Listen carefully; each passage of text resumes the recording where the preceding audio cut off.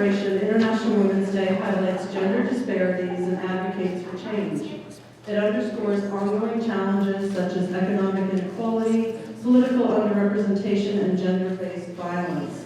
The day serves as a reminder of the progress made and the steps needed to achieve gender equality. There is much work to be done. The unfortunate fact is that women are still not paid equally to that of their male counterparts. Women still are not present in equal numbers in business or politics. And globally, women's education, health, and the violence against them is worse than that of men.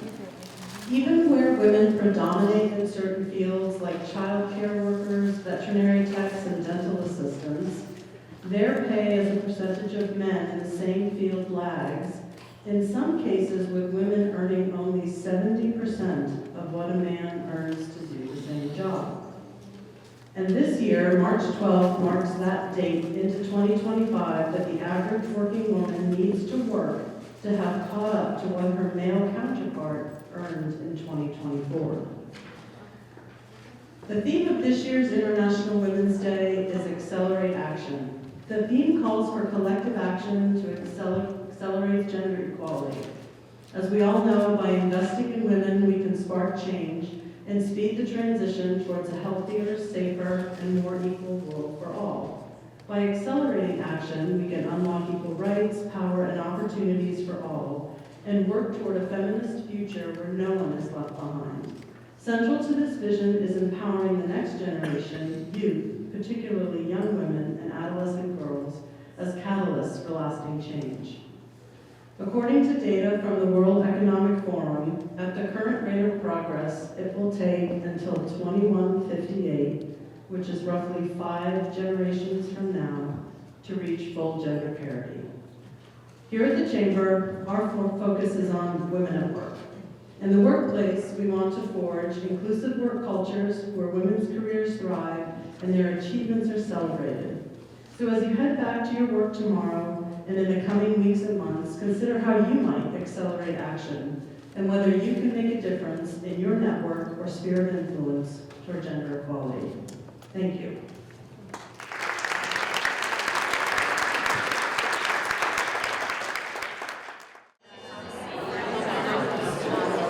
Thanks, everybody. The Quarter 495 Regional Chamber of MetroWest presents a variety of awards throughout the year celebrating individuals and organizations who are making an impact with their businesses and communities. In 2018, the Chamber established the Business Forward Females Awards to honor women for their success in business, contributions to their community, and personal strengths that inspire or positively influence others around them. I now have the honor to present our first award to an exceptional woman in business whose dream inspires other females to achieve their full potential and set a tone and pathway for more self-care in our lives. It's my pleasure to announce the 2025 Women Owned Business of the Year, Linda Townsend, founder and president of Police Wellbeing Center, as the award recipient.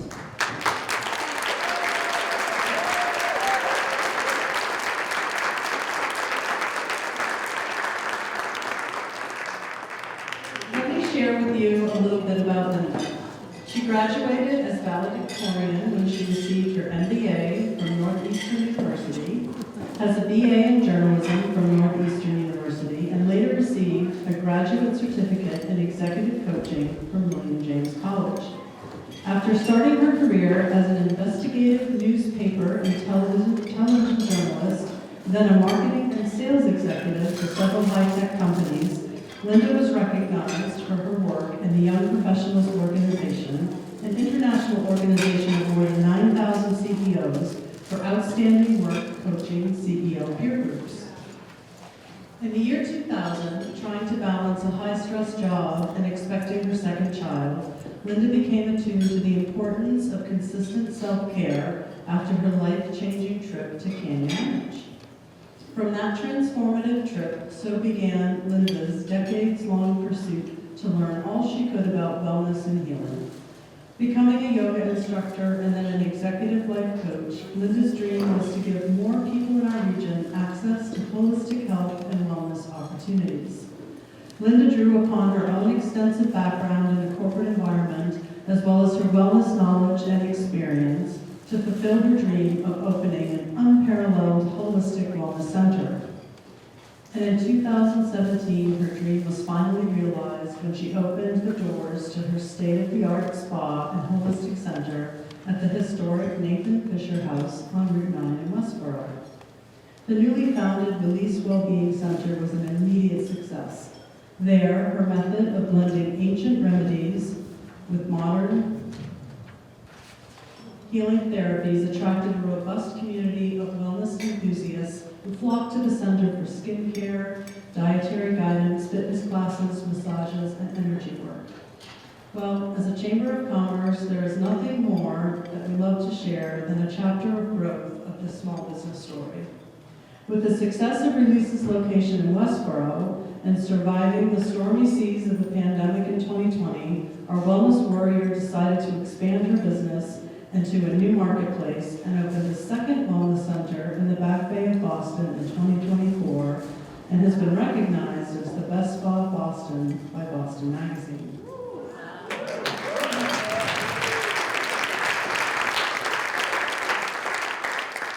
This new wellness center transports visitors from the busy streets of Back Bay to a transformative journey of healing, rejuvenation, and self-discovery.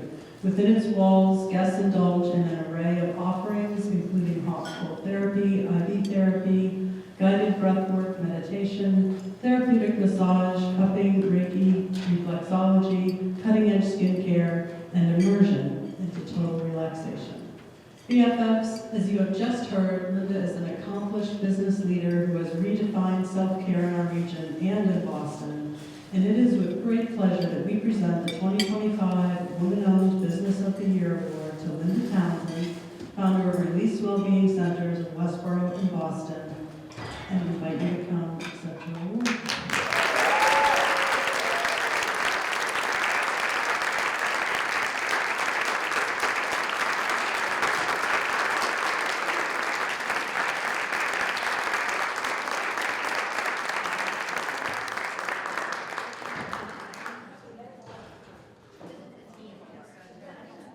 Linda invited her whole team to come up to accept the award.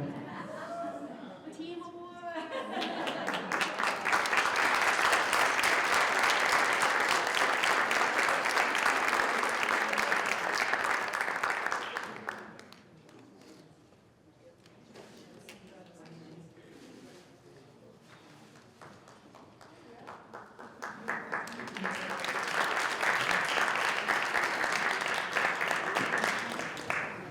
Our next award is the 2025 BFF Leadership Award. This award recognizes the leadership of a woman whose business and community contributions and personal strengths inspire or positively influence others around her. BFFs, it's my great pleasure to announce Monica Thomas-Bonnick, Vice President and Business Lending Officer at Webster 5, and Executive Director for the Webster 5 Foundation, as our 2025 recipient of the Business Forward Females Leadership Award.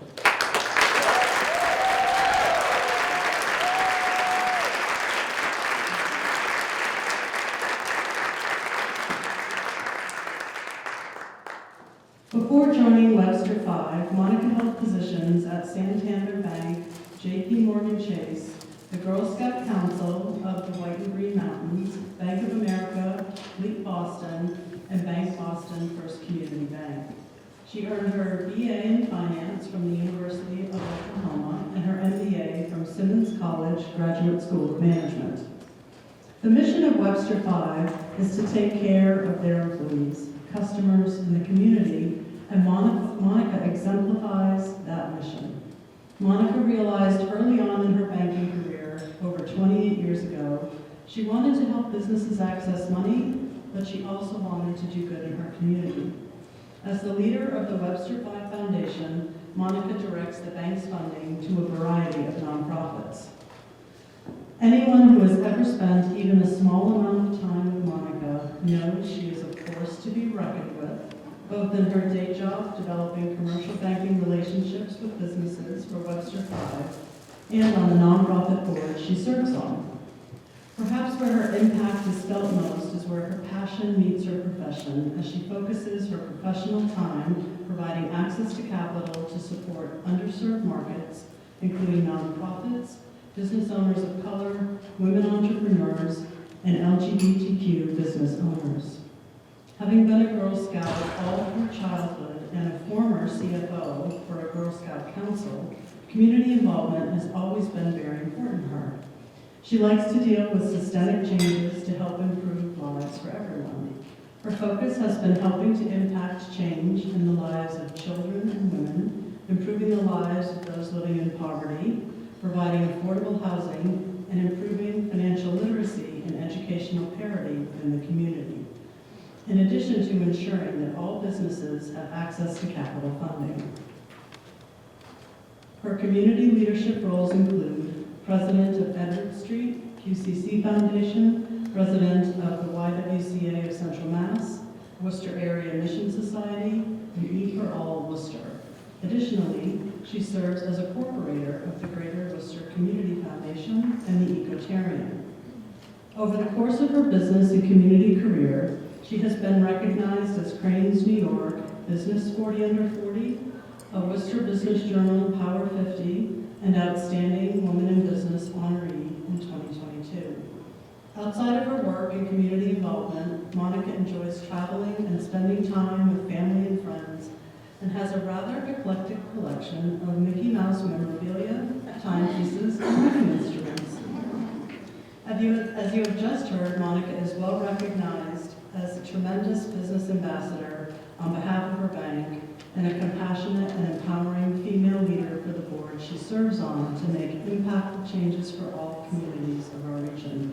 BFFs, it's with great pleasure that I present the 2025 BFF Outstanding Leadership Award to Monica Thomas-Bonnick. Monica, please.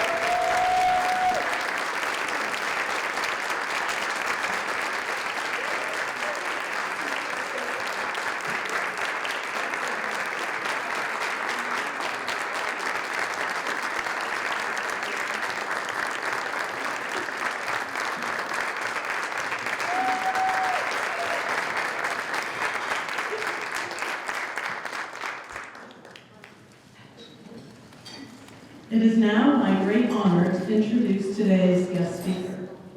Chef Alina Eisenhauer Buffton is a celebrated chef, entrepreneur, and culinary innovator with a passion for empowering others through food. Many in our community know her as the former owner of Sweet Kitchen and Bar, a beloved Webster bakery and restaurant known for its award-winning desserts and creative cuisine. After closing Sweet in 2017, Alina transitioned into restaurant and bakery consulting, sharing her expertise with businesses across the country. Driven by her love for teaching and a desire to help people enjoy incredible food regardless of dietary restrictions, Alina launched ChefAlina.com, an online platform dedicated to gluten-free baking and cooking. In under 3 years, she has transformed her business into a thriving 7-figure company, proving that passion, adaptability, and innovation can create extraordinary success. BFFs, please join me in welcoming to the podium an amazing female trailblazer, Chef Alina Eisenhauer.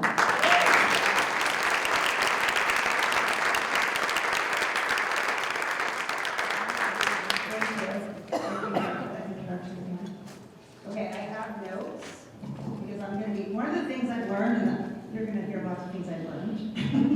One of the things I've learned is be authentic. I'll be authentic. I have horrible ADHD, and if I don't have notes, we might be here all night. So my story is really about, and I think the reason that I was asked to speak, one reason, so the last time I spoke here was 10 years ago. My life is completely different from what it was 10 years ago.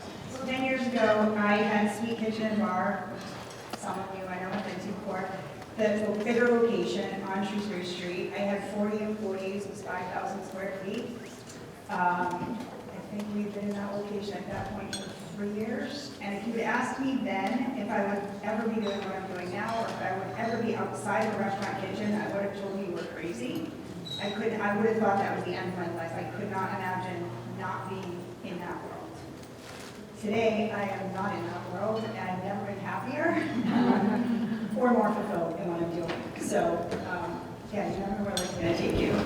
In 2017, I closed Sweet. I get a lot of questions about why we closed. So I had business partners, and it was bittersweet.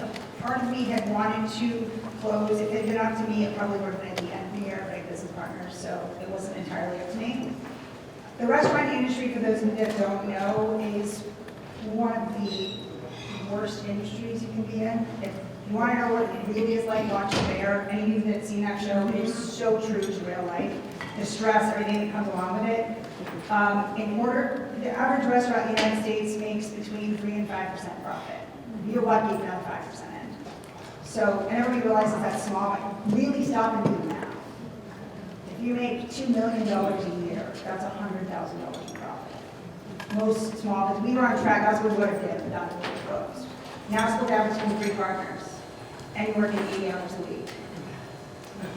And you have kids. They're like, yeah, maybe I don't really want this life so much. As much as I loved what I did, and I loved my community, I loved my staff, we had a great family, it was a hard decision, and I didn't know what I was going to do. I didn't know what I was going to do when we closed. But we closed, and the first thing I did, speaking of self-care, the first thing I did was book a retreat at Propalo in Lennox with someone named Mike Julie, because I actually hadn't intended to speak about this, but I'm going to speak about it because it actually was a big change for me. And he was doing a 3-day seminar called Like Matrix, and it was about, I guess, figure why we want what we want in life and things like that. And at the very end of it, to boil it all down, amazing book if you want to look into him. But basically, he, in his own way, got everybody to the conclusion that everything we do in life, everything we think we want, whether it's material or whatever it is because we think that will make us happy. And really, you just have to choose to be happy, right? Nothing actually, and no one is going to make you happy if you don't choose to be happy yourself. And for whatever reason, I've been told these things my whole life. I grew up in a family that was very much into all those kinds of things. For whatever reason, at that time, at that moment, it really clicked, and that really did change my life. I became much more grateful for everything at a time when I could have been really upset about things. And I decided to start consulting for restaurants and bakeries and help other people from the lessons I've learned and menu writing and things like that. So I did that for a few years. In the back of my mind, I always thought, maybe I'll do a food blog. Food blogging was really big, and you can make money. If you don't know about food blogs, the way you make money with food blogs, all those annoying ads that you make on the pages, that's how food bloggers make money.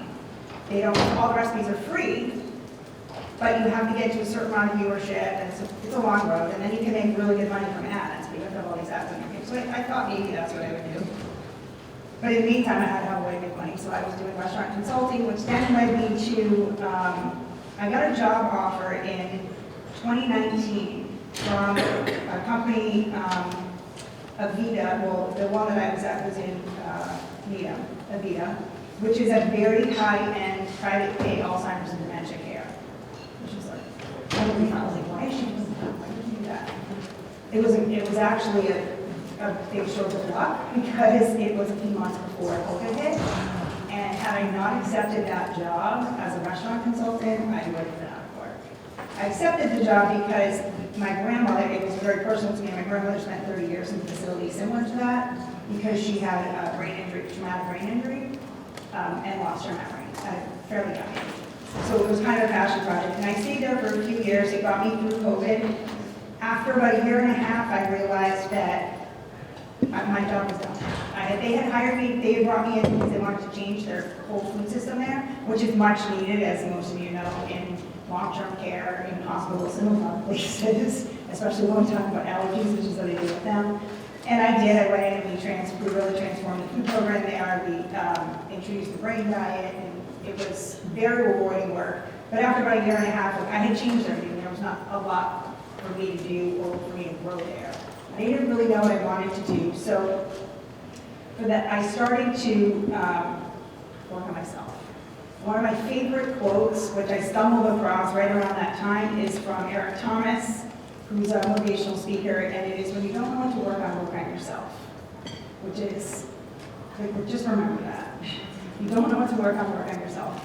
And so I started just reading books and listening to different life coaches, and I took some different programs, because I realized something that I think a lot of us know all along, that the older I get, the more I realize that the most of the time, what holds us back from going after what we really want to and doing the things we know we can do to our full potential is just ourselves, right? Almost all of the time. Maybe it's because of things we've been told or influenced by things around us, the way we grow up, whatever, but it's ourselves. We hold ourselves back. And so through doing all of that work, I was introduced to being online and online groups. I started seeing the whole coaching community, the whole coaching world, and online businesses. And I still was thinking, well, maybe I'll do a food blog, maybe I'll do something like that. So I was still in my job and trying to figure out, like, can I quit? What's going to make most sense financially? And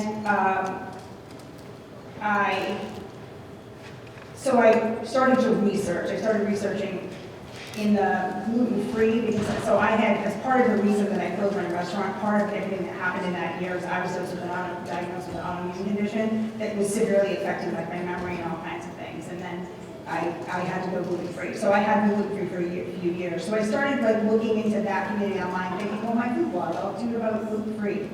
What recipes do people want? What are people looking for? What are they missing? And I was in community, so I really was on Facebook. Facebook always kind of has been my favorite platform, which I have a love-hate relationship with Facebook right now. So I was looking into groups and looking to see what people want, and I was in these communities. And then, of course, this was during COVID and everything, so online communities were really growing. It's where people were connecting.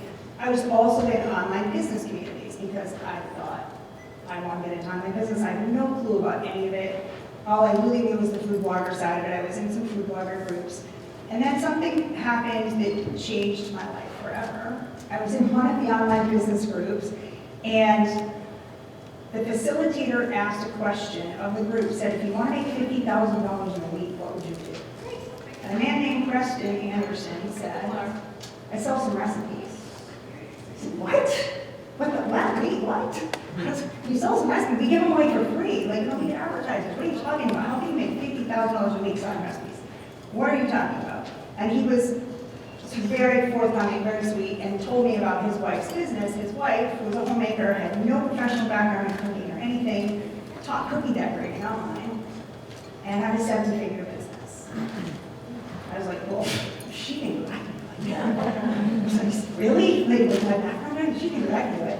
So I had that little bit from him, so then I decided that's what I was going to do. So I created my own Facebook group, a gluten-free group, and started to just help people, like, for free. I'm just helping people answer questions as I had been in all the other groups. I didn't know that I had to now, if I was going to teach people how to do it, I just, by my luck, did things with my daughter that I had been in all those other groups, which helped my daughter pretty quickly.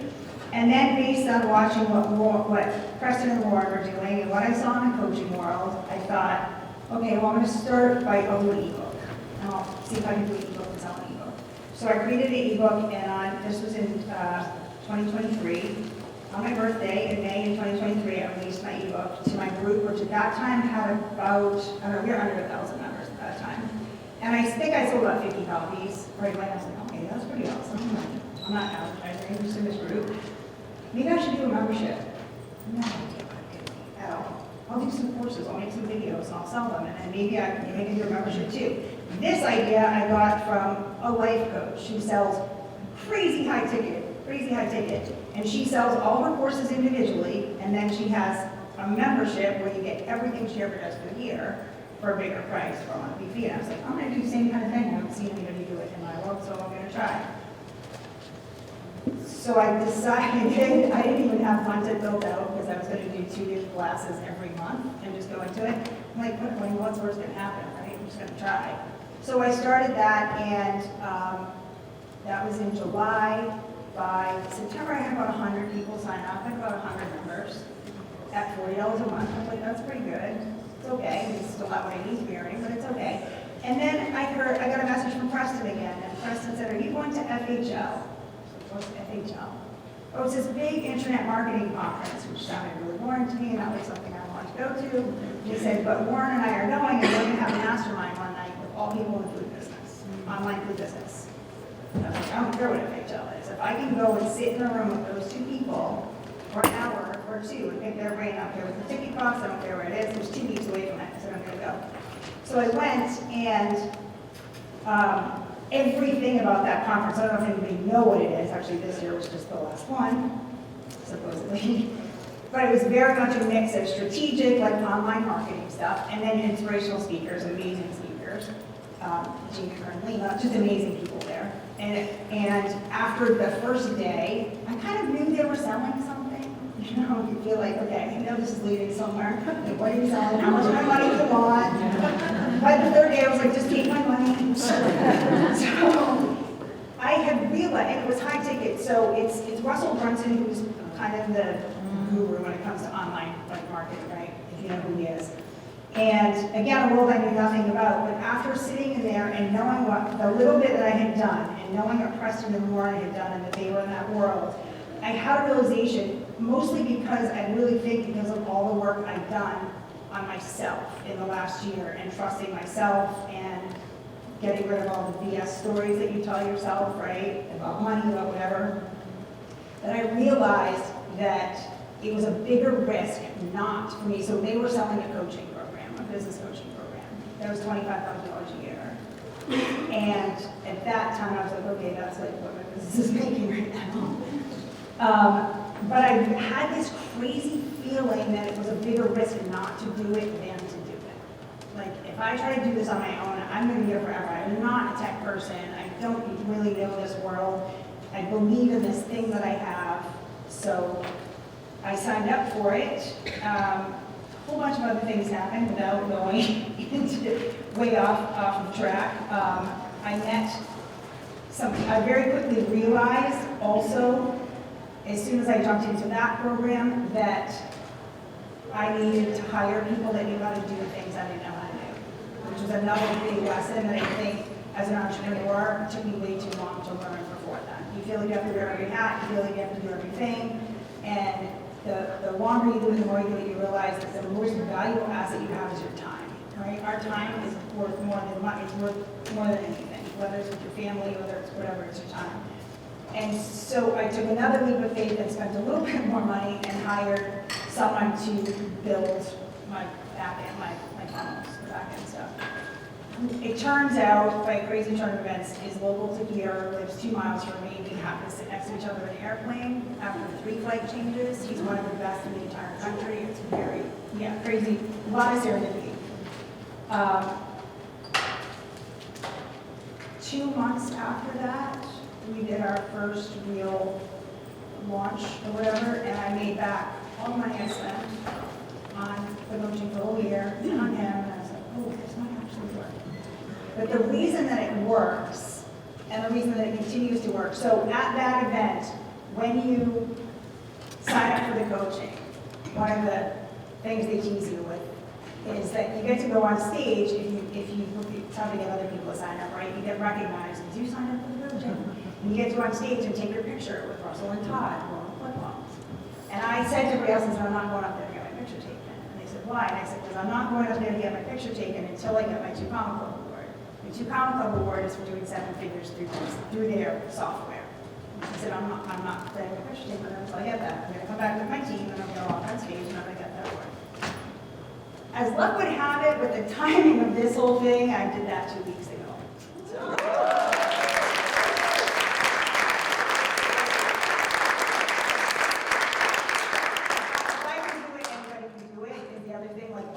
Like I said when I saw Lauren, because she had done it, I said, if she can do it, I can do it. One of the biggest things I learned, in all honesty, out of going to that whole conference, out of all of the work that I did being in all of the other groups, is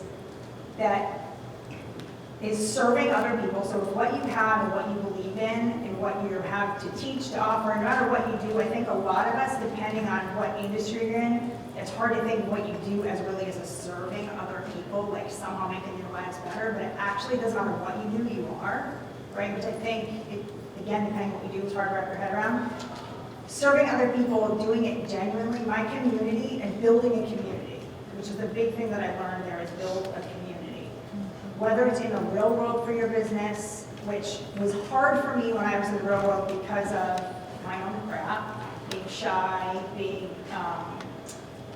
I did build a community. I built a very tight community with my employees and sometimes with my customers, but I was shy about going out and being in the restaurant all the time and stuff, like when I look back in hindsight. Now my community is everything. I spend so much time in my community. That little Facebook group is almost 100,000 people now, and the highlight of my week is when I get to do a Q&A, when I get to go live, when I get to talk to everybody, and I get to see. My audience is all people with autoimmune disease, celiac disease, because everything I do is gluten-free. So there's a lot of there's so much there, and even though they're from all over the world, it's the community, and I know that is why it's successful. It's not successful because I'm like some crazy genius about what I do or any of that. It's successful because of the community.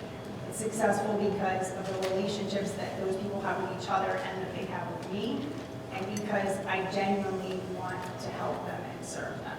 I think in any business, that is really the biggest thing that makes you successful, is being genuine, wanting to help people, and serving your community, and creating your community, knowing your community. I have to check my notes again. What do you do?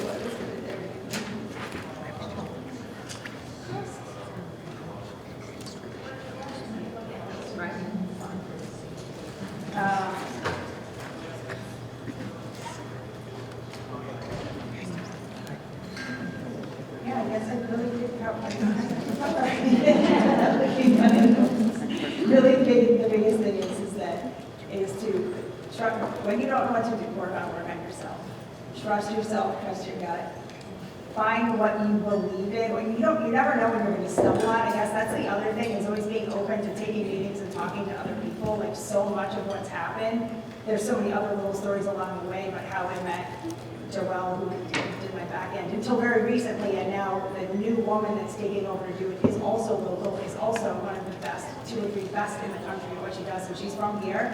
Actually, we have our business meetings every week, so that's a new thing we started now that it started. It's like, I'm like, it's all within. I'm like, oh, yeah, should we have a business lunch every week?